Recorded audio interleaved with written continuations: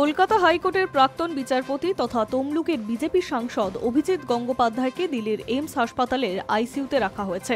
তাকে একটি দীর্ঘ চিকিৎসা প্রক্রিয়ার মধ্যে দিয়ে যেতে হবে। সেক্ষেত্রে আগামী 2-3 মাস তাকে হাসপাতালে থাকতে হতে পারে। বিজেপি সূত্রে খবর, গুরুতর অসুস্থ অভিজিতের চিকিৎসার বিষয়টি বিজেপির সর্বভারতীয় সভাপতি তথা কেন্দ্রীয় স্বাস্থ্যমন্ত্রী জেপি নাড্ডা এবং সংসদীয় মন্ত্রী কিরেন রিজিজু দেখবেন। পাশাপাশি স্পিকার ওম বিড়লার তরফ থেকেও প্রতিদিন রিপোর্ট নেওয়া হবে। লোকসভার সচিবালয় এইমস হাসপাতালের সঙ্গে যোগাযোগ রাখবে। তমলুকের প্রাক্তন সাংসদ দিব্যেন্দু অধিকারীকেও সহায়তার জন্য দিল্লিতে থাকতে বলা হয়েছে। শনিবার থেকে বিষ্ণুপুরের বিজেপি সাংসদ সৌমিত্র খাঁকেও দিল্লি থেকে অভিজিতের চিকিৎসার বিষয়ে যাবতীয় সহযোগিতার দায়িত্ব দেওয়া হয়েছে। অভিজিতের ভাইপো এবং পিএ দিল্লিতে রয়েছেন। শনিবার তার ভাই দিল্লি যাচ্ছেন।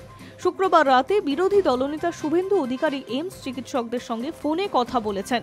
তারা শুভেন্দুকে জানিয়েছেন, দীর্ঘ চিকিৎসার মধ্যে দিয়ে অভিজিৎকে সুস্থ করে তোলা হবে।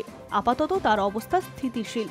শুভেন্দু বলেন, আমরা আশা করছি আগামী 2-3 মাসের মধ্যে অভিজিৎ বাবু স্বাভাবিক কাজকর্মে ফিরতে পারবেন। প্রসঙ্গত, অ্যাকিউট প্যানক্রিয়াটাইটিসে আক্রান্ত অভিজিৎ, সেই সঙ্গে গ্যাস্ট্রোইন্টেস্টিনাল সেপসিসেও রয়েছেন। বেশ কয়েকদিন ধরেই দক্ষিণ কলকাতার একটি হাসপাতালে চিকিৎসাধীন ছিলেন তিনি। বৃহস্পতিবার বিকেল 4টে নাগাদ তাকে ওই হাসপাতাল থেকে বার করে অ্যাম্বুলেন্সে তোলা হয়। গ্রিন করিডর করে অভিজিৎকে নিয়ে যাওয়া হয় দমদম বিমানবন্দরে। বিকেল 5টা 35 একটি বিমানে দিল্লি নিয়ে যাওয়া হয় অভিজিৎকে চিকিৎসার জন্য।